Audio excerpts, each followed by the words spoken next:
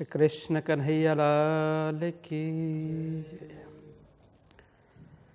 आनंद कंदम प्रभुदेव चंद्रम व्रजेशरूपेण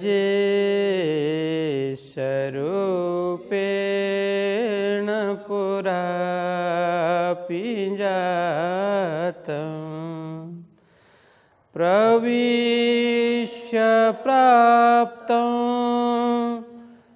प्रियप्राणनाथं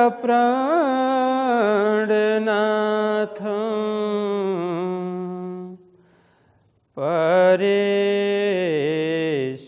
पूर्णं सततं नमामि। ब्रह्मा प्रियाजागरणाय जाता सर्वस्वपाता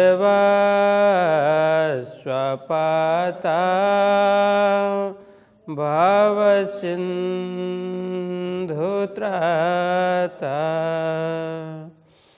विज्ञानदाता निज धर्मधाता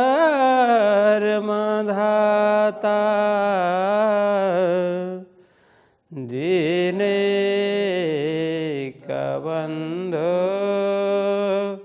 शरणं प्रपद्ये। दीनैकबन्धो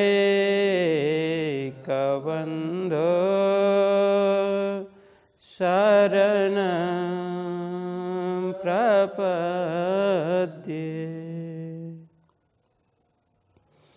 श्री कृष्ण कन्हैया लाल की, श्री सद्गुरु महाराज की, श्री प्राणनाथ प्यारे की, श्री पाँच नवतनपुरी धाम की, जगद्गुरु आचार्य श्री अक्षर कृष्णमणि जी महाराज की, समस्त सुंदर साथ की प्रणाम। धर्मप्राण सुंदर साथ जी, 13वें प्रकरण की 44 चौपाई तक कल चर्चा हुई। आज 45 चौपाई से आगे प्रारंभ करते हैं। तो 44 चौपाई में लालदास जी महाराज लिखते हैं, जो सद्गुरु जी ने गोवर्धन भाई को कहा, जो प्रसंग चल रहा था, सद्गुरु श्री देवचंद्र जी महाराज के साथ में महामती स्वामी श्री प्राणनाथ जी महाराज का मिलाप किस तरह से हुआ, ये प्रसंग चल रहा है।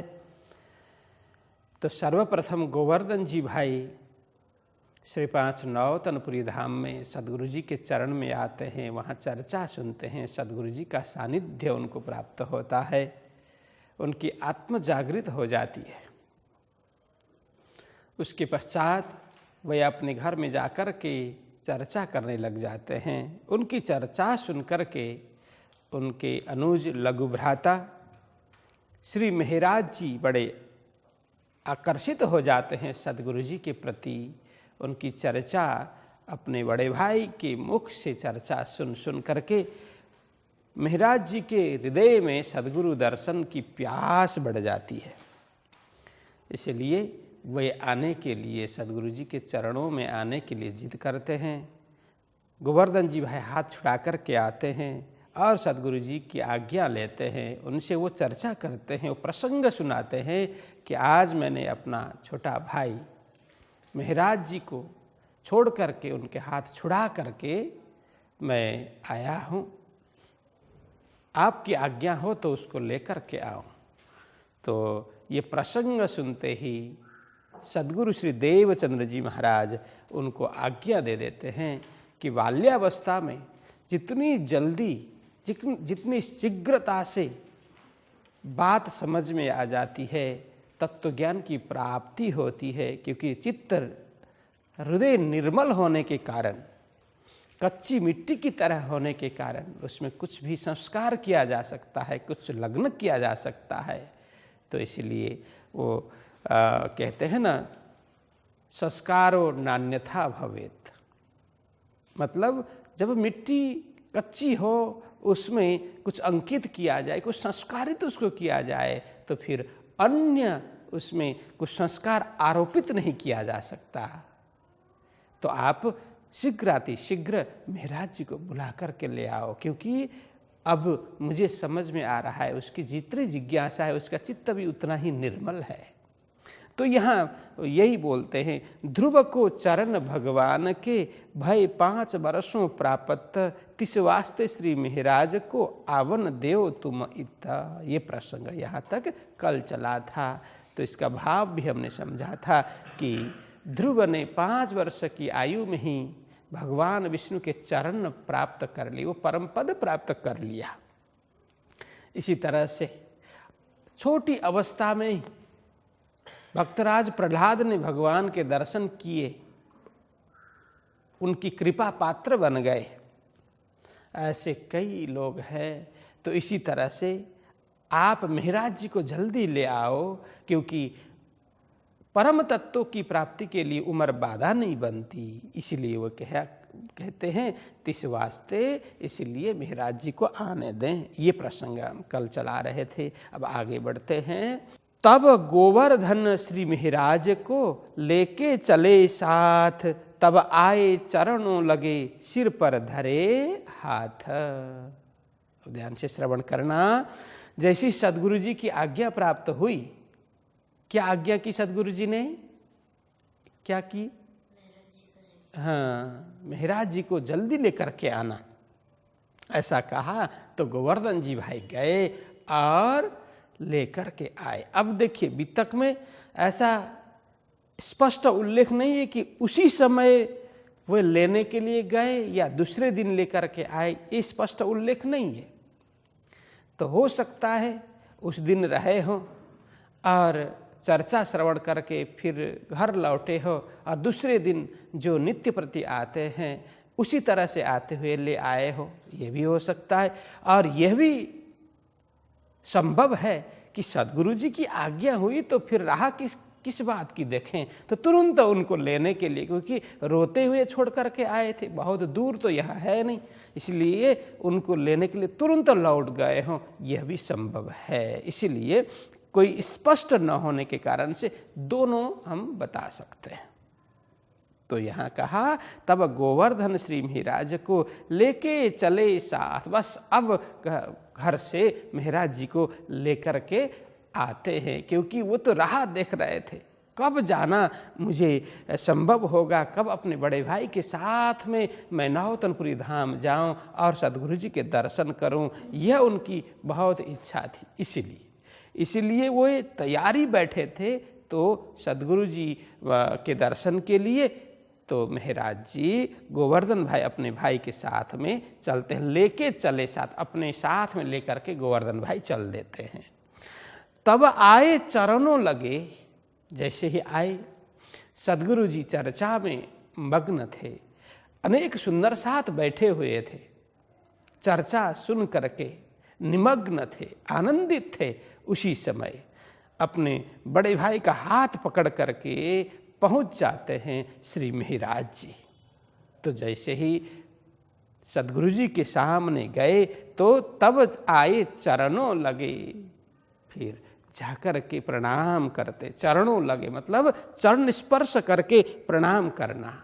सदगुरु जी के चरण स्पर्श करते हुए प्रणाम करते हैं और प्रणाम करके जैसे ही बैठे वहाँ पर सिर पर धरे हाथ। सदगुरु जी ने क्या कर दिया? अपने वरदस्त कर कमल महाराज जी के शीश पर, मस्तक पर धारण कर दिया। मतलब शीश सिर पर, सिर मतलब वो मस्तक हो गया, पर धरे हाथ, हाथ रख दिया। धरे मतलब धारण कर दिया, वहाँ पर हाथ रख दिया। महाराज जी के मस्तक पर हाथ धर दिया, रख दिया। अब यहाँ लालदास जी महाराज बताते हैं ये कब हुआ, ये प्रसंग हुआ कब? तो कहते हैं 12 वर्ष महीना 2 ता ऊपर भय 10 दिन, तब श्री देवचंद्र जी सो मिले उन पहचाने मोमिना। बस अब यह कहते हैं यह घटना तब घटी जब मेहराज जी की आयु का कितने 12 वर्ष 2 महीना ता ऊपर उसके ऊपर भाई 10 दिन हो गए। कितना, ये ध्यान देना कि 12 वर्ष 2 महीना और उसके ऊपर भी 10 दिन, 12 वर्ष 2 महीना और 10 दिन जब हुआ, जब उनकी आयु मतलब उनका वय, मेहराज जी का वय उतना था, आयु उतनी उम्र थी, तब श्री देवचंद्र जी से मिले। सदगुरु श्री देवचंद्र जी के साथ में मिलाप का यह दिव्य प्रसंग बना। उन पहचाने मोमिन, उन मतलब सदगुरु श्री देवचंद्र जी ने पहचाने मोमिन। बस मेहराज जी को क्या समझा, क्या जाना, पहचाना, मोमिन पहचाना। जैसे ही देखा, सदगुरु जी ने देखा, देखते ही वे मेहराज जी के अंदर जो दिव्य आत्मा, इंद्रावती की आत्मा बैठी हुई है, बस सदगुरु जी पहचान गए। क्योंकि सदगुरु जी को यह शक्ति श्रीराज जी ने प्रदान की थी। वे देखते ही यह सुंदर साथ है कि नहीं, यह परम धाम की आत्मा है कि नहीं, यह पहचान जाते थे। तो प्राणनाथ जी महाराज श्री मेहराज जी जैसे ही सदगुरु जी के चरणों में पहुँचे, उन्होंने पहचान कर ली ये धाम की आत्मा है, ये मोमिन है करके सदगुरु जी ने पहचाना। मिलाप श्री देवचंद्र जी का सुहवत श्री जी साहिब संबत 1687 में 1712 तरलों अब यहाँ 47वीं चौपाई में कहते हैं मिलाप श्री देवचंद्र जी का सुहबत श्री जी साहिब। जब श्री देवचंद्र जी महाराज के साथ में मेहराज जी का मिलाप हुआ, वो कब हुआ ये बताया कि संबत 1687 में। पहले तो उनकी उम्र बता दी, अब यहाँ पर समय बताते हैं विक्रम संवत 1687 के समय में सदगुरु जी के चरणों में श्री मेहराज जी पहुंचे। वहां से सुहबत होने लगा। सुहबत मतलब सत्संग, समागम, सदगुरु जी के साथ में समागम हुआ, सत्संग हुआ, दोनों मिल गए। 2 स्वरूप का मिलाप, मतलब समर्थ सदगुरु और समर्थ शिष्य, दोनों का मिलाप का यह दिव्य प्रसंग ऐतिहासिक समय यह बताते हैं विक्रम संवत 1687 में। यहाँ अब यह तिथि पूरा तिथि यह है विक्रम संवत 1687 मंगशिर शुक्ल नवमी। मंगशिर शुक्ल नवमी के दिन में सदगुरु जी और प्राणनाथ जी का दिव्य मिलाप होता है। तो नौतनपुरी धाम की स्थापना कब हुई? विक्रम संवत 1687 कार्तिकी पूर्णिमा के दिन में यहाँ की स्थापना हो गई, पूर्णिमा के दिन में। फिर उसके बाद में प्राणनाथ जी महाराज कब मिलते हैं कि विक्रम संवत 1687 मार्गशीर्ष मंगशिर शुक्ल नवमी के दिन में वे यहाँ पर पहुँच जाते हैं। तो इस तरह से सदगुरु जी और प्राणनाथ जी का दिव्य मिलाप होता है। तो वहाँ से लेकर के अब यहाँ लालदास जी महाराज बोलते हैं कि सदगुरु जी के साथ में श्री जी साहिब का मतलब वो देखिए, अब इस समय श्री जी साहिब तो उनको नहीं बोलते थे, वे उनको बाद में जब प्राणनाथ जी महाराज प्राणनाथ जी बोलने लगे, श्री जी बोलने लगे। लेकिन अब क्या, किसी महापुरुष की जीवनी लिखते हैं, अब महापुरुष तो महान आत्मा हो गए, उसके बाद में लिखा जाता है, तो संबोधन पहले से ही उसी प्रकार से करते हैं। जैसे कोई भी हमारे परम पूज्य गुरुजी आचार्य महाराज श्री की जीवनी कोई लिखनी हो तो पहले क्या करेंगे, जो पूर्व नाम है तो घर में जो बुलाते थे नाम, वो पहले एक बार उच्चारण करेंगे, हाँ ये नाम से बुलाते थे, ये नाम था। फिर बाद में जैसे ही जीवनी आगे बढ़ती है तो वो नाम बार बार प्रयोग नहीं करते। अभी जो प्रयोग में है, अभी प्रचलित जो नाम है, वही नाम ही उसमें उच्चारण करते हैं। तो इसी तरह से अब मिहिराज जी की जीवनी यहाँ चल रही है, तो यहाँ कहते हैं सुहवत श्रीजी साहिब। श्रीजी साहिब का सुहवत सत्संग समागम सदगुरु जी के साथ में कब से हुआ? संबत 1687 से लेकर के अब यहाँ 1712 तरलो, यहाँ कहा 87 विक्रम संबत 1687 से लेकर के 1712 तक, जब तक सदगुरु जी शरीर इस संसार में रहे, इस धरती पर इस शरीर के साथ में रहे, प्रत्यक्ष रूप से रहे सदगुरु जी, तब तक प्राणनाथ जी महाराज और सदगुरु जी का समागम हुआ, सानिध्यता प्राणनाथ जी को प्राप्त हुई। अब 12 तरलो, अब देखिए, अब यहाँ शब्द है, इसीलिए ध्यान एक एक देना चाहिए कि 12 तर तक, 1712 तक, जब तक सदगुरु जी ने इस शरीर को छोड़ा नहीं, उनकी यह लीला उन्होंने जब तक संवरण नहीं किया, तब तक प्रत्यक्ष रूप से सदगुरु जी का सानिध्य प्राणनाथ जी महाराज को प्राप्त हुआ 12 तक। लेकिन अब जैसे ही सदगुरु जी का अंतर्ध्यान हुआ, उन्होंने अब क्या कहा कि प्राणनाथ जी को, श्री मिहिराज जी को कहा कि अब मैं अन्य नहीं, तुम्हारे साथ में ही रहूंगा, तुम्हारे अंदर बैठकर के मैं जागने का कार्य करूंगा। तो शक्ति रूप से, अदृश्य रूप से, चैतन्य रूप से, शक्ति रूप से सदगुरु जी 1712 के बाद में प्राणनाथ जी के हृदय में ही रहे। या अब कहने का मतलब, जब बीतक लिख रहे थे लालदास जी महाराज, तब तक भी वे अन्य कहीं नहीं, सदगुरु जी प्राणनाथ जी के हृदय में ही है, और सदगुरु जी और प्राणनाथ जी सारे सुंदर साथ के हृदय में ही है। इस प्रकार से अब पर्यंत भी सदगुरु जी का ही सानिध्यता प्राप्त हो रहा है, ये कहने का मतलब है। तो इस तरह से 1787 से लेकर 12 पर्यंत, तो 1687 से लेकर के 1712 पर्यंत तो प्रत्यक्ष रूप से संबत सुहवत रहा, सत्संग रहा सदगुरु जी से, सानिध्यता प्राप्त हुई। फिर उसके बाद में सूक्ष्म रूप से, चैतन्य रूप से, दिव्य रूप से उनका साथ सहयोग, सत्संग समागम मिलता रहा, ये भाव है। अब यहाँ नीचे चौपाई में आया, संबत 1687 माक्षर सुदी नवम, मिलाप श्री देवचंद्र जी सो हुए दाखिल कौम। ये चौपाई याद करना।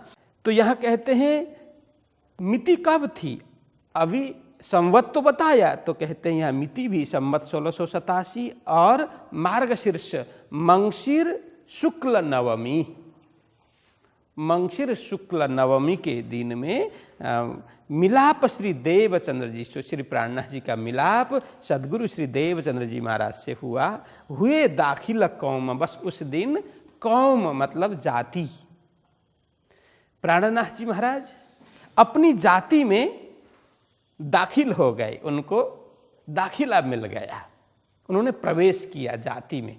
देखिए अब यहाँ एक समझाने के लिए जाति कहा, कौन सी जाति, किस जाति में प्रवेश हो गए, जबकि प्राणनाथ जी महाराज जातिवाद, भाषावाद, वर्गवाद, वर्णवाद ये सब को नहीं मानते थे। फिर यह जाति की बात क्यों कर रहे हैं? तो कहते हैं जात एक खसम की, दूजी न कोई जात। बस उस जात में, ब्रह्म मुनियों के जात में, सुंदर साथ के जात में, सुंदर साथ की जमात में, यहाँ कौन मतलब वो ब्रह्म मुनि के जात में, ब्रह्म मुनि के समूह में वो प्रवेश उन्होंने किया। क्योंकि परमात्मा एक और एक ही परमात्मा के हम सभी संतान हैं, इसीलिए हमारी जाति एक है। इस संसार की व्यवस्था के लिए हो सकता है यह वर्ग वर्ण आदि बनाए गए हों, किंतु हम सभी एक ही ब्रह्म के निर्माण है, ब्रह्म की सृष्टि है, ब्रह्म की जाति है, उनकी ही संतानें हैं। इसलिए हम सभी एक ही जात। तो यहाँ कहते हैं उस जात में प्रवेश हो गए, मतलब सद्गुरु जी के चरण प्रताप से प्राणनाथ जी महाराज ने अब उस जमात में, सुंदर सा जमात में, ब्रह्म मुनियों की जमात में अपना नाम दाखिला करवाया, नाम लिखवाया। ये कहने का मतलब है। अब यहाँ कहते हैं 12 वर्ष मास दोए ऊपर भय दिन 4, तब से मिलाप का बातिन हुआ विचार। अब यहाँ कहते हैं 12 वर्ष मास दोए। अब प्राणनाथ जी महाराज की उम्र कब थी, कब से विचार पनपा, विचार कब उठा सदगुरु जी से मिलने के लिए, तब यहाँ बताते हैं। पहले तो सदगुरु जी से मिले तब उनकी उम्र कितनी थी वो बताया, लेकिन यूं ही मिले ऐसा तो बनता नहीं है। कुछ घटित होता है अंदर, कुछ स्फुरणा होती है, कुछ प्रेरणा मिलती है, हाँ मुझे मिलना चाहिए, मुझे दर्शन करने चाहिए। जैसे कार्य बाद में होता है, लेकिन कार्य करने के विचार पहले आ जाते हैं ना, तो विचार कब पनपे, विचार कब उद्भुत हुए, इस विषय में यहाँ बोलते हैं कि 12 वर्ष मास दोए ऊपर भय दिन 4। जब प्राणनाथ जी महाराज के शरीर की यह आयु कब कितनी थी, 12 वर्ष 2 महीना और 4 दिन, इतने के जब थे, तब से मिलाप का, उस दिन से मिलाप का, मिलने का बातिन हुआ विचार, हृदय में वो विचार आया, अंत हृदय में, या बातिन मतलब अंत हृदय में सदगुरु जी से मिलने का विचार 12 वर्ष 2 महीने 4 दिन जब हुए थे, तब से विचार आया था। लेकिन अब विचार आया, दूसरे तीसरे दिन से अपने बड़े भाई को कहने लगे मैं भी जाऊंगा, लेकिन वे छोड़ करके आते थे। करते करते जब कितने दिन के हुए, 10 दिन के हुए, 12 वर्ष 2 महीने और 10 दिन के जब हुए, तब मिलने का संयोग प्राप्त हुआ, तब वह मुहूर्त आया। ये कहने का मतलब बातिन हुआ विचार, इस तरह से अंत हृदय में विचार पनपा था, विचार उठे थे कि इच्छा हुई थी। कहने का मतलब सदगुरु जी से मिलन की इच्छा हुई थी और वो और वेगवती बनी और तीव्र हो गई इच्छा, तो 10 दिन के बाद में मिलना हो गया। तो आए के चरणों लगे तबही दई निधि, ततछिन हृदय मिने आए बैठी जागृत बुद्धि। देखिए अब लालदास जी महाराज कहते हैं आए के चरणों लगे, जैसे सदगुरु जी के चरणों में आकर के प्राणनाथ जी महाराज ने प्रणाम किया, आए के चरणों लगे, तबही दई निधि। देखिए निधि मतलब यहाँ संपत्ति, संपदा, धन, धन संपत्ति, संपदा। तो कौन सा धन दिया, कौन सी संपदा दी, तो कहते हैं वो ब्रह्म ज्ञान रूपी संपत्ति, ज्ञान रूपी धन, तारतम रूपी संपत्ति, जो सदगुरु जी ने 40 वर्ष की तपस्या एवं साधना के द्वारा अर्जित की गई संपत्ति, संचित की गई संपत्ति, प्राणनाथ जी महाराज को आकर के जैसे उन्होंने चरण में स्पर्श करके प्रणाम किया, तो कहते हैं तबही दई निधि, उसी समय सदगुरु जी ने वो शक्तिपात कर दी। देखिए महापुरुषों में ये शक्ति होती है, वो शक्ति का संचय भी करते हैं, शक्ति अर्जन करते हैं, और जब लगे हाँ ये योग्य पात्र है, ये योग्य शिष्य है, इसको यह संपत्ति देना चाहिए, तो वो शक्तिपात कर देते हैं। ये महापुरुषों का लक्षण है। जैसे गृहस्थ जीवन में पिता अपने पुत्र को धन संपत्ति प्रदान करता है, उसने पूरे जीवन जो संचय किया है, परिश्रम करके एकत्रित किया धन संपत्ति, वो अपने पुत्र को देता है। इसी तरह से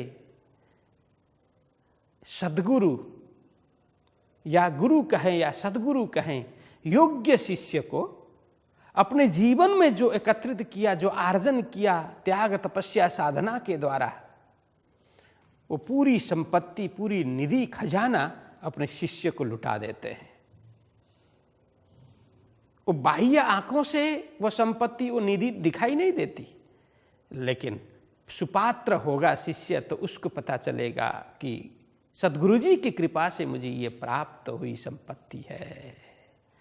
तो जब प्राणनाथ जी महाराज जैसे योग्य शिष्य और सद्गुरु श्री देवचंद्र जी महाराज जैसे समर्थ सद्गुरु दोनों मिलते हैं, तो सद्गुरु जी के हृदय में तो यही था कि यह अपार संपत्ति, यह निधि, यह खजाना मैं किसको दूं ताकि इसका और अधिक बढ़ोतरी करे, वृद्धि करे, इसका संवर्धन करे और सुंदर साथ की सेवा में लगाए। सद्गुरु जी यही सोचते थे। तो प्राणनाथ जी महाराज जैसे आए, उन्होंने तुरंत उनको देख करके पहचान लिया, हाँ, इस धर्म को आगे बढ़ाने का दायित्व तो बस यही वहन करने वाले हैं। जो आत्मा में ढूंढ रहा था कि राज्य से मैं प्रार्थना करता था, अर्जी लगाता था कि मेरे बाद में इस धर्म को विश्वव्यापी बनाने का कार्य, इस जागनी को और वेगवान बनाने का कार्य कौन करेगा।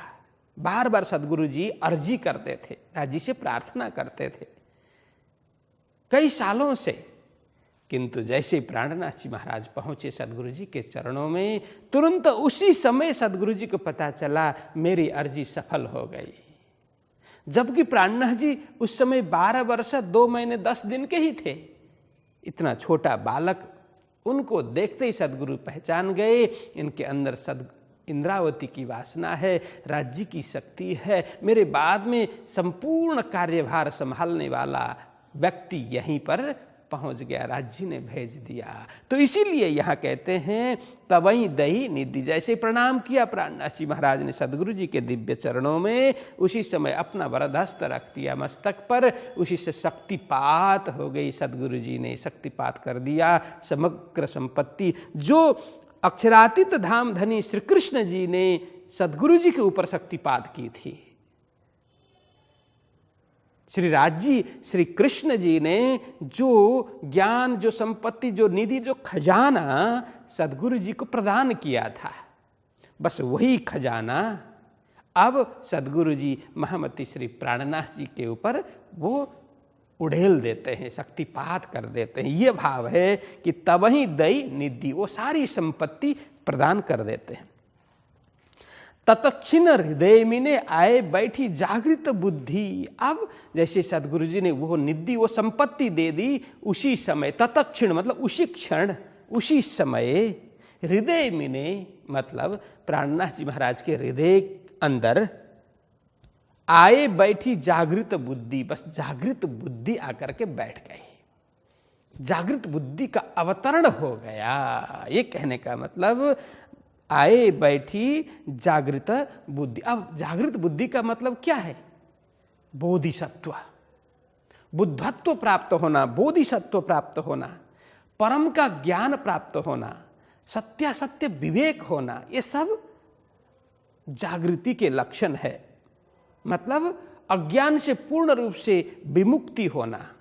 अब हृदय में कोई किसी प्रकार का अज्ञान नहीं है, अंधकार नहीं है, हृदय पूर्ण रूप से प्रकाशित हो गया, बोधिसत्व प्राप्त हो गया, वो परम का ज्ञान हो गया, ब्रह्म का ज्ञान हो गया, स्वयं का ज्ञान हो गया।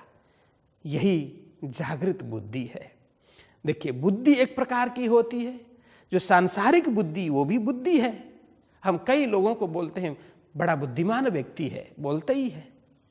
तो सांसारिक व्यवस्था को जिस तरह से चलाना चाहिए, उस हिसाब से सांसारिक विषय वस्तु का पूर्ण रूप से ज्ञान होना, जो चतुर है, इसमें चातुर्यता है, सांसारिक रूप से देखें तो उसको भी हम बुद्धिशाली कहते हैं।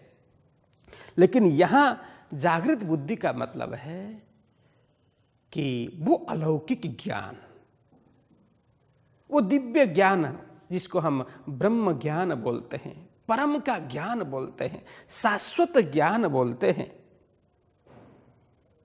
सर्वोच्च ज्ञान, बुद्धत्व, आध्यात्मिकता की आभा जिसके अंदर प्रकट हो गई, आध्यात्मिकता की आभा का आधान जिसके हृदय में हुआ, वही जागृत बुद्धि है, जिसको बोधिसत्व कहते हैं। तो प्राणनाथ जी महाराज के हृदय में इस प्रकार का ज्ञान, इस प्रकार का प्रकाश बस तुरंत फैल गया, जैसे सदगुरु जी ने उनके अंदर वो सारी संपत्ति उड़ेल दी, उनके ऊपर शक्तिपात कर दिया। तो प्राणनाथ जी के हृदय में तुरंत जागृत बुद्धि आकर के बैठ गई, आए बैठी जागृत बुद्धि। बस जागृत बुद्धि अब जब उनके अंदर बैठ गई, फिर अब कुछ पाने को कुछ शेष नहीं था, सब कुछ उन्होंने प्राप्त कर लिया। तभी से वे महामती भी बन गए, प्राणनाथ भी बन गए, सब क्योंकि सदगुरु जी के अंदर स्वयं राजी महाराज विराजमान है और सदगुरु जी ने अपना सब कुछ प्राणनाथ जी को सौंप दिया। तो उसी समय से वह महामती भी बन गए और प्राणनाथ भी बन गए। तो इस तरह से संपूर्ण जागृत बुद्धि खजाना जो है, सब तारतम ज्ञान कहें, तारतम मंत्र कहें, तारतम बीज कहें, ब्रह्म ज्ञान कहें, परमधाम का ज्ञान कहें, एक एक सारी वस्तु उनके हृदय में आ गई, तो वो जागृत बुद्धि वाले कहलाए। यह भाव है। अब आगे प्रसंग, साकुंडल सकुमार ढूंढन की, एकांत होए सुनाई बात, मूल स्वरूप उनके हंसत हैं, ओ खेल में है अपनी जात। बस उनके मिलाप में, जो मिलाप की घड़ी में और मिलाप के बाद में क्या कुछ घटना घटी, इसके विषय में लालदास जी महाराज ने बताया। अब उसके बाद में कहते हैं सदगुरु जी ने अब क्या किया, सारे सुंदर साथ के बीच में वो सत्संग करते थे, समझाते थे, और सत्संग उपरांत क्या करते थे कि महाराज जी को अपने हाथ से पकड़ करके किसी एकांत स्थान में ले जाते थे। यहाँ एकांत कहने का मतलब गादी मंदिर। तो बाहर खिजड़ा जी के वृक्ष के नीचे बैठ कर के, जो अभी हम खिजड़ा जी के दर्शन करते हैं, जो मूल मंदिर है उसके पीछे का जो वृक्ष है, तरुवर है, उसके छांव में बैठ करके सदगुरु जी चर्चा करते थे और उसके इर्द गिर्द, उसके आस पास रहकर सुंदर साथ की चर्चा श्रवण करते थे। और वहीं पर सदगुरु जी ने जमुना जी का भी प्रकटीकरण कर दी, जमुना जी को प्राकट्य किया, जमुना जी को अवतरण कराया वहीं पर। और निज मंदिर के अंदर हम जमुना जी के दर्शन भी कर सकते हैं। तो वहाँ पर चर्चा पूरी करके अब प्राणनाथ जी महाराज को हाथ पकड़ करके वो गादी के अंदर, गादी मंदिर में ले जाते थे और सदगुरु जी गादी में विराजमान होते थे और गादी के नीचे एक आसन पर प्राणनाथ जी महाराज को बैठाते थे बड़े प्रेम से। और वहाँ पर यह गूढ़ रहस्य, अब आगे किस तरह से इस धर्म को व्यापक बनाना है, इस ब्रह्म ज्ञान को फैलाना है, वो सारे रहस्यात्मक बातें, जो गूढ़ बातें हैं, वो समझाते थे।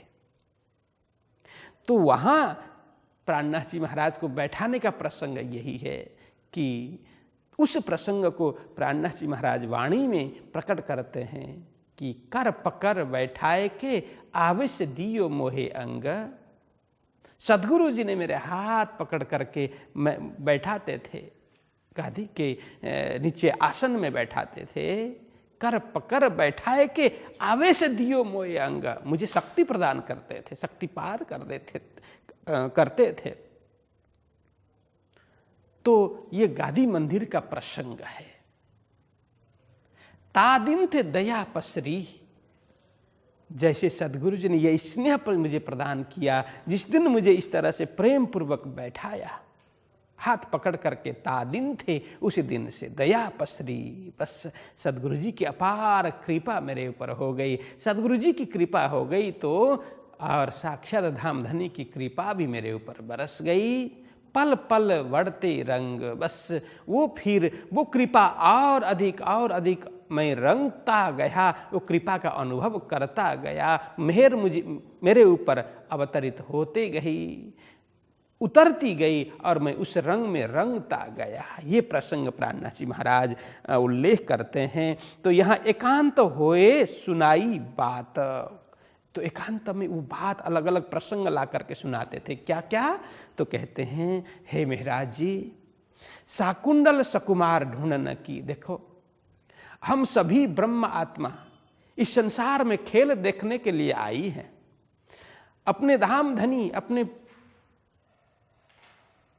प्रीतम परमात्मा की आज्ञा लेकर के उनको वचन दिया हमने, हम कभी भूलने वाली नहीं है। बस हमें खेल देखना है, लेकिन किसी भी तरह से न हम स्वयं को भूलेंगे, न अपने घर को भूलेंगे, न आपको भूलेंगे। हमने वादा किया, लेकिन यहाँ आकर के हम सब कुछ भूल गए। हमें जागृत करने के लिए साक्षात धाम धनी को इस संसार में आना पड़ा, हमें जागृत करने के लिए। और उन्होंने आज्ञा दी, हमें संपत्ति, यह तारतम रूपी संपत्ति, ये चाबी दे करके कि सबको जगाना है। अब यह कार्य तुम्हें करना है, मेरे बाद ये सारा कार्य तुम करोगे। ऐसा करके सद्गुरु जी ने समझाया और अनेक सुंदर साथ जागृत हो गए हैं और हजारों लाखों को जगाना है। और ध्यान से सुनो कि विशेष में 2 आत्मा है। यहाँ कहा साकुंडल एवं सकुमार, साकुंडल एवं सकुमार, उनको विशेष रूप से ढूंढना है। उनको ढूंढेंगे तो दूसरे भी प्राप्त हो जाएंगे, क्योंकि ये प्रमुख सिरदार सखियां हैं, सिरदार आत्माएं हैं। यह भी परमधाम से खेल देखने के लिए आई है, परंतु यहाँ कहा मूल स्वरूप उनके हंसत हैं। उनके दोनों साकुंडल एवं सकुवार के मूल स्वरूप मतलब पराआत्म, जो मूल मिलाव में जो पराआत्म बैठी हुई है। जैसे हम रात में सोते हैं तो स्वप्न देखते हैं ना। स्वप्न देखते हैं तो स्वप्न में हमारा दूसरा शरीर क्रिएट होता है कि नहीं होता है? होता है ना। स्वप्न तो हम देख रहे हैं, अपने पलंग में सोए हुए हैं, लेकिन स्वप्न देखते हैं तो दूसरा शरीर निर्माण हो जाता है उस स्वप्न में। जैसे मैं यहाँ हूँ, स्वप्न देख रहा हूँ, स्वप्न देखने वाला शरीर यहाँ है और दूसरा शरीर क्रिएट होता है, वो दिल्ली में पहुँच जाता है, मुंबई में पहुँच जाता है। कहाँ का स्वप्न देखते, वहाँ शरीर घूम रहा होता है। तो उस शरीर के लिए अब वो शरीर दूसरे को देखता है। मैं नहीं देख रहा हूँ, यहाँ सोने वाला थोड़ी देखता है। जैसे मुंबई पहुंचा, जू में पहुंचा, शरीर यहाँ है, मेरी आंखें यहाँ है, सब कुछ इंद्रिय तो अब सोए हुए हैं, लेकिन दूसरा शरीर वहां निर्माण हुआ। वो शरीर में जू में क्या कुछ चल रहा है, वहां के दृश्य परिदृश्य सारा देखेगा वो शरीर। इसी तरह से इस संसार में खेल देखने के लिए आए, लेकिन ये सारे तो कहाँ मूल मिलावा में है। तो मूल मिलावा में जो तन है उसके अंदर परात्म वहीं पर है, मूल मिलावा में। बस उसने यहां पर अपना दूसरा शरीर धारण कर लिया, बस उसके माध्यम से अब सारा ये खेल चल रहा है। जैसे स्वप्न में हम कभी हंसते हुए दिखाई देते हैं, कभी महसूस किया स्वप्न में हंसते हुए? हंसेंगे कब? कि बड़ा सुंदर स्वप्न देखते हैं ना, बड़ा आनंददायक स्वप्न देखते हैं तो स्वप्न में ही हंसते हैं। वो हंसने वाला दूसरा होता है, लेकिन वो हंसते हुए यहाँ उसी समय हम जागे तो हम यही शरीर हंस रहा होता है ना। तो हम प्रसन्न होते, कितना बढ़िया स्वप्न था करके। और कभी कभी रोते हैं, कभी डर भी लगता है, क्योंकि भयानक स्वप्न हो, कोई हमें खदेड़ रहा हो, बाघ ऐसे कोई जंगली जानवर हमारे पीछे पड़े, सांप वगैरह हमारे पीछे पड़े स्वप्न में, तो हम भागने के लिए काफ़ी प्रयत्न करते हैं। अब भाग नहीं पाए तो हमें पसीने पसीने हो जाते हैं और रोने भी लग जाते हैं। वो शरीर भागने वाला दूसरा है और रोने वाला भी दूसरा है, लेकिन यहाँ हम जगते हैं तो हमें वो शरीर में कंपन होता है, शरीर में पसीना दिखाई देता है, यहीं पर हम बड़े दुखी भी दिखते हैं। ये क्या चीज़ है? तो स्वप्न देखने वाला दूसरा है, पलंग में सोने वाला दूसरा है, वह जो निर्माण हुआ वो शरीर दूसरा है, वो देख रहा है, लेकिन उसका परिणाम इस शरीर को भी भोगना पड़ रहा है, इसमें भी उसका असर होता है। तो यहाँ कहते हैं देखो, अन्य तो सारी सखियां बड़े दुखी है, लेकिन शाकुंतल और सुकुमार उनके मूल स्वरूप वहां मूल परात्म हंसते हुए मुझे दिखाई दे रहे हैं। तो हंसते हुए क्यों है? कि ये संसार में भी वो बड़े सुखी है, भयानक स्वप्न उनको नहीं आया है, उनको कोई ज्यादा पीड़ा नहीं है, दर्द नहीं है, संसार में भी वे सुखी होंगे। इसका मतलब संसार में भी कोई समृद्ध परिवार में, जिनके घर में किसी चीज का अभाव नहीं हो, जीवन जरूरियात सब कुछ हो, सुविधा में जी रहे हो, ऐसा लगता है किसी राजघराने में ये लोग पैदा हुए होंगे, इसीलिए ये सुखी दिखाई दे रहे हैं। यही है मूल स्वरूप उनके हंसत है, बस इसीलिए मूल स्वरूप, स्वप्न देखने वाला जो मूल स्वरूप है उसको कोई दुख पीड़ा नहीं है। वो प्रसन्न मुद्रा में हंसते, मतलब खिलखिला करके हंसना भी होता है, और प्रसन्न मुद्रा हो उसको भी हंसना बोलते हैं। मंद मंद मुस्कान है उसको भी हंसना बोलते हैं। तो मूल स्वरूप उनके हंस रहे हैं, वो खेल में है अपनी जात। देखो वो दोनों खेल में हैं, वो अपनी जात है, हमारी बिरादरी है, मतलब वो ब्रह्म प्रिया है, ब्रह्म अंगना है, परमधाम की आत्मा है, ब्रह्म सृष्टि है। ये कहने का मतलब ये दोनों भी इस खेल में हैं, ये दोनों भी अपनी जाति के हैं। इसीलिए है महाराज जी, उनको ढूंढने का आप कार्य करना मेरे बाद में, क्योंकि मैं तो अब यहाँ से बाहर निकलने वाला नहीं हूँ, पूरा जीवन यहीं पर बिताया और आगे भी कभी यहाँ से बाहर निकल करके कहीं जाने वाला नहीं हूँ। यही धनी जी की आज्ञा है, लेकिन मैं आपको आज्ञा करता हूँ, आपको कार्य सौंपता हूँ, ऐसे ये दोनों महान आत्मा को भी जागृत करना, उनके साथ साथ अन्य आत्माओं को भी जागृत करके परमधाम का मार्ग बताना। ऐसा करके सद्गुरु जी ने समझाया। अब यह कहते हैं, तब यह चित्त में ग्रह लई इशारत उन बखत और बीज कुरान का, सो देखो श्री देवचंद्र जी में तित्ता। और यह कहते हैं कि तब यह चित्त में ग्रह लाई, तो सद्गुरु जी ने जो जो बात बताई, जो जो आज्ञा की, उन्होंने प्राणनाथ जी महाराज ने अपने चित्त में बड़े बड़े दृढ़ता से ग्रहण कर ली, चित्त में धारण कर लिया, मतलब हृदय में अंकित कर लिया सद्गुरु जी के एक एक वचन, जो उनकी आज्ञा है। तो उन्होंने पूर्ण रूप से श्रवण करके उसको अब अपने जीवन में किस तरह से सद्गुरु जी की आज्ञा का पालन करना, किस तरह से आगे सद्गुरु जी की जो भावना है उसके अनुरूप धर्म का प्रचार प्रसार हो, ब्रह्म आत्माओं की जागने का कार्य हो, शाकुंतल सुकुमार को जगाने का कार्य हो, ये किस प्रकार से करना है उन्होंने चित्त में धारण कर लिया। इशारत उन वक्त, जो जो इशारत सद्गुरु जी ने किया, इशारत मतलब क्या? संकेत, निशान, जो जो सद्गुरु जी ने संकेत किया, निशान दिया, वो सब प्राणनाथ जी महाराज ने अपने हृदय में धारण कर लिया। और बीज कुरान का, सो देखो श्री देवचंद्र जी में तित्ता। अब यहाँ सद्गुरु जी ने ये भी कहा, देखो महाराज, वैसे सनातन परंपरा के हमारे पावन ग्रंथ वेद, पुराण, उपनिषद आदि, उसमें भी ब्रह्म सृष्टि के निशान, ब्रह्म के निशान, ब्रह्मधाम के निशान मिलते हैं, संकेत मिलते हैं। इसके साथ साथ कतैव परंपरा के, इस्लाम परंपरा के अनेक पुस्तक में भी, विशेष करके कुरान में भी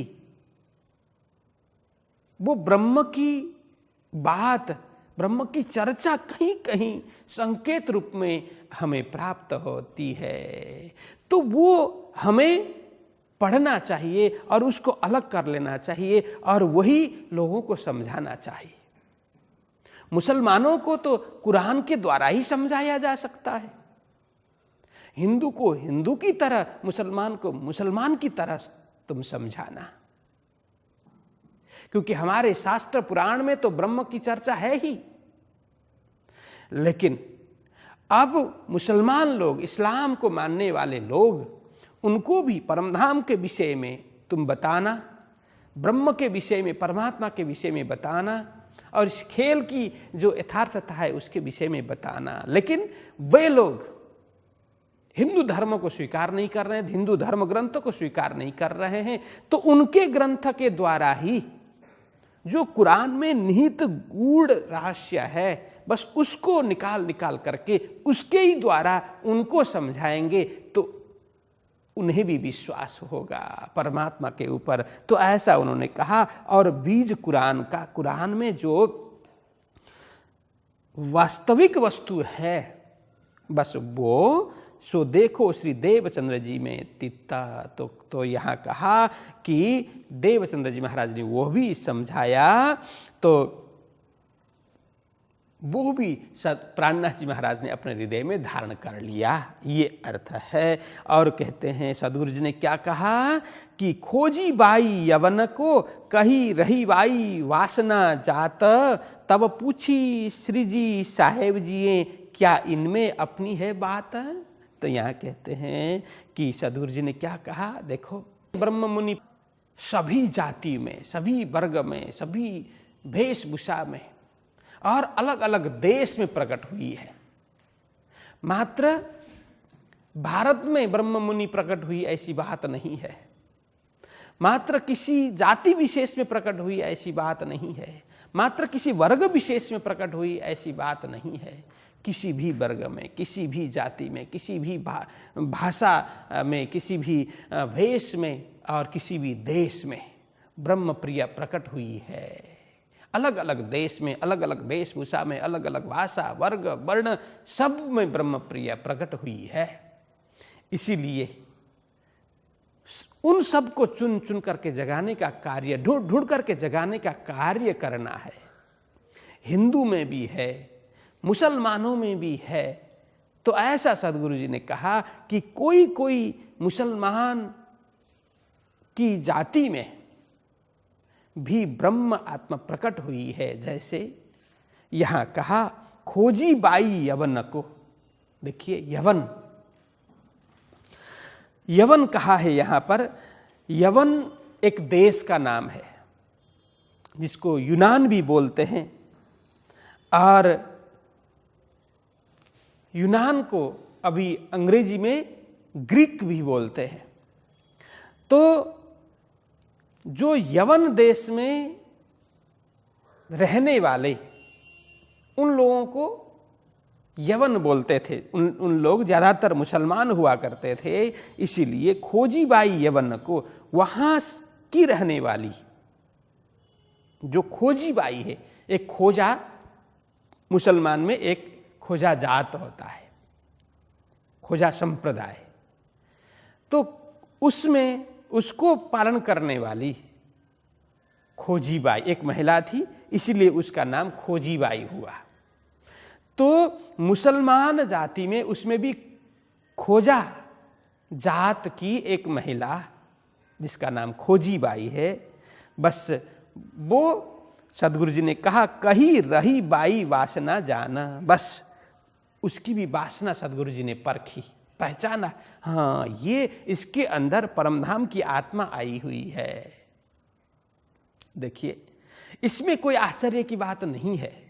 कई लोग इसमें विवाद खड़ा करते हैं, लेकिन उनको ये समझना चाहिए जो कुछ होता है सब परमात्मा की आज्ञा से, उनकी मर्जी से ही होता है।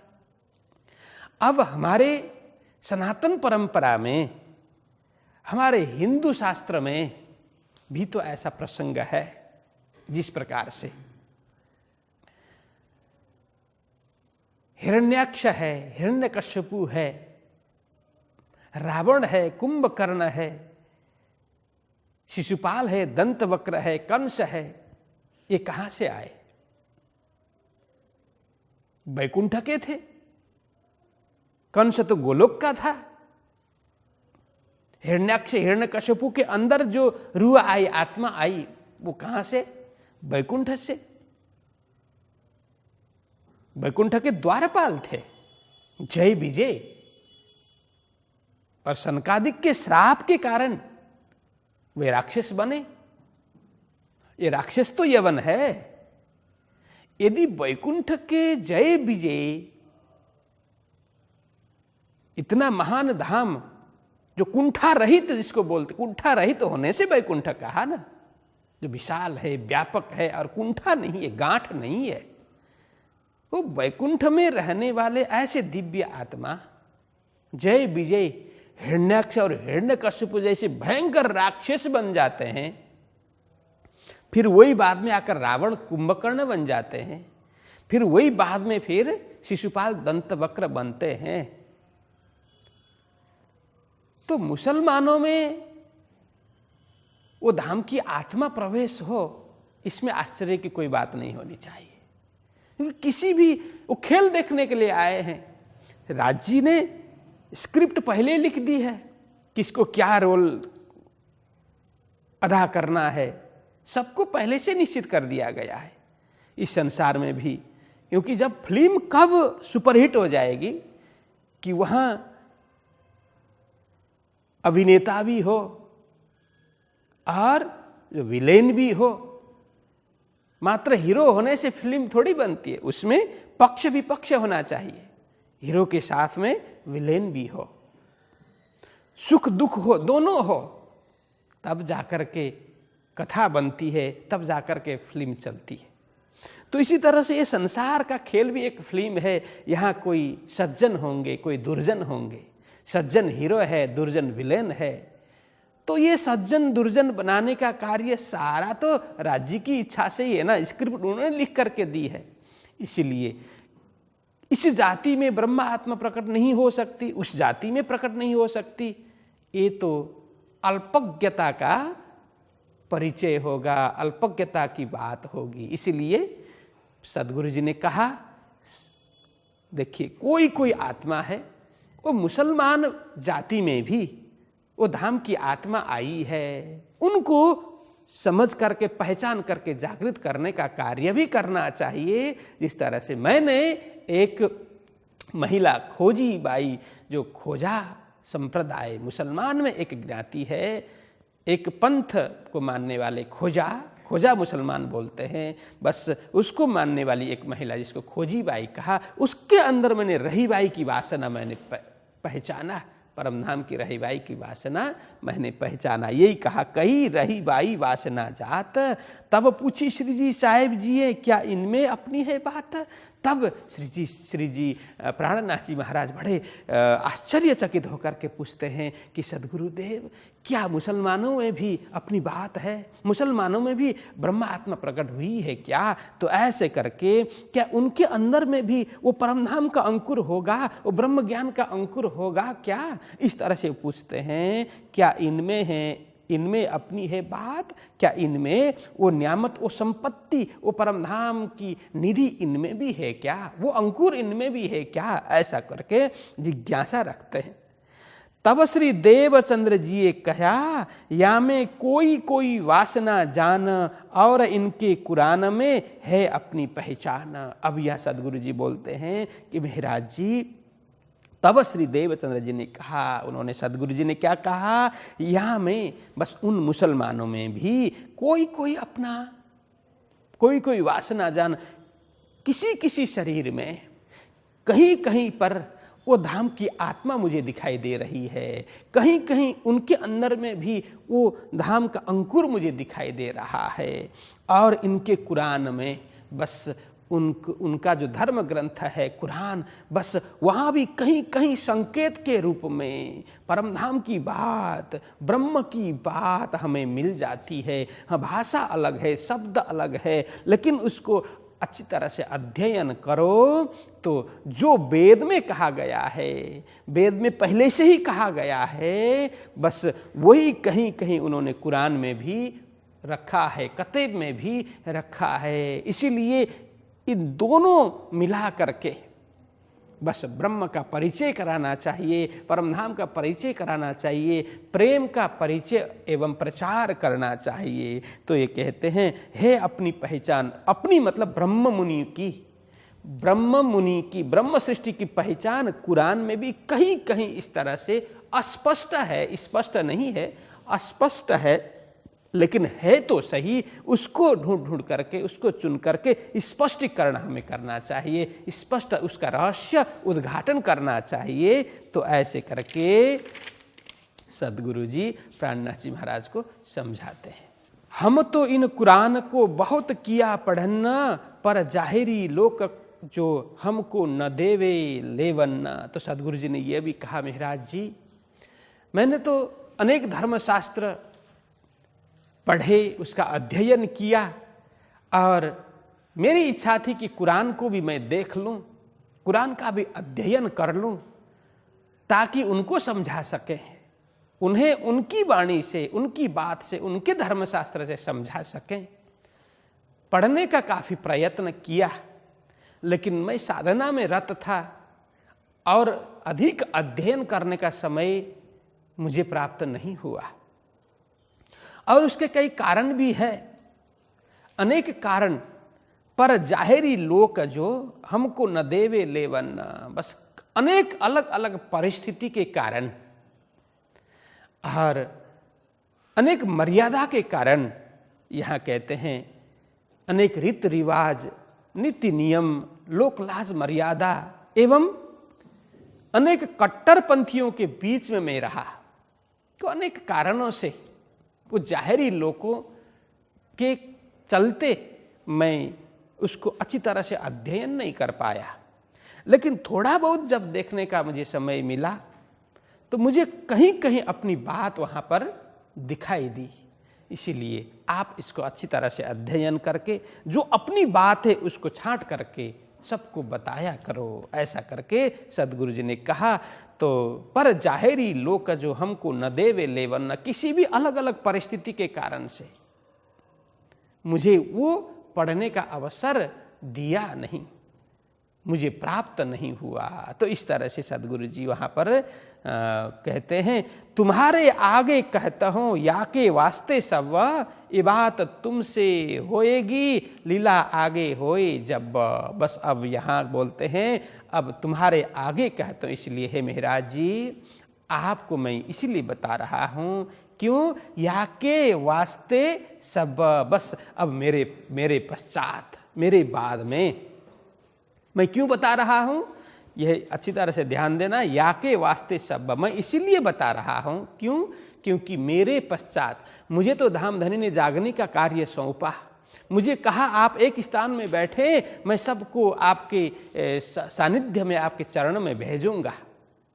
ये धामधनी की आज्ञा थी। मैं ही जामनगर से बाहर नहीं निकला, नौतनपुरी धाम से बाहर मैं नहीं निकला, लेकिन अब आप मेरे बाद संपूर्ण कार्य करने वाले हैं। ये जागनी का महान कार्य आपके द्वारा ही होना है। इस कृष्ण प्रणामी धर्म निजानंद संप्रदाय को विश्वव्यापी बनाने का महान कार्य अब आपसे ही होना है। इसीलिए अब आगे किस तरह से कार्य करना है, तो सारा गूढ़ रहस्य मैं इसीलिए बता रहा हूँ। तो इसलिए यहाँ बोलते हैं या के वास्ते, इसी वास्ते, इसीलिए मैं आपको सारा भेद मैं बता रहा हूँ। ये बात तुमसे होएगी अब। धाम, परम धाम, परमात्मा, आत्मा एवं परमात्मा का सारा रहस्य आप ही उद्घाटन करोगे। यहाँ कहते हैं कि ये बात तुमसे होएगी। अब ये संपूर्ण कार्य मेरे बाद आपसे ही होने वाला है। लीला आगे होए जब, बस आगे जागनी लीला आप जब करेंगे, आपसे और अधिक कार्य होने वाला है। जो मेरी शक्ति, जो भी संपत्ति मैंने दी है, राज्य की शक्ति, मेरी साधना से जो भी प्राप्त हुई संपत्ति, सब आपको प्राप्त है और इससे और आगे विस्तार होगा और आगे जागनी बढ़ेगी। आपके द्वारा और महान महान कार्य होंगे, वाणी अवतरण जैसे कार्य होंगे, ब्रह्म ज्ञान का प्रकाश चारों ओर फैलेगा। ये आपसे होने वाला है। इसीलिए मैं आपको ये सारा रहस्य बता रहा हूँ, सारा भेद बता रहा हूँ। इस तरह से यहाँ कहते हैं लीला आगे होए जब, बस आप जब भी ये इस महान कार्य को करेंगे तो इसका एक एक स्पष्टीकरण, एक एक भेद आप बताएंगे। तो इस तरह से सदगुरु जी प्राणनाथ जी महाराज को प्रबोध करते हैं, एकांत में ले जा कर के उनको सारा रहस्य, सारा भेद बताते हुए जागनी के कार्य के विषय में समझाते हैं। तो आज यहीं रखते हैं 56 चौपाई में लीला आगे होए जब। समय भी हो गया तो आज के लिए इस प्रसंग को यहीं विराम देते हैं। बोलो कृष्ण कन्हैया लाल की। तुम्हारे आगे कहत हूँ,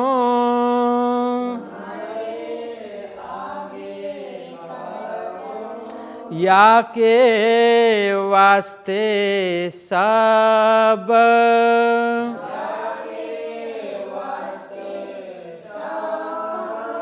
ये बात तुमसे होएगी,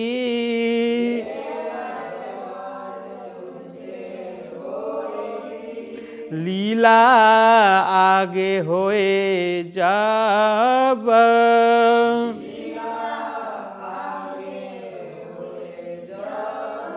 लीला आगे होए जब।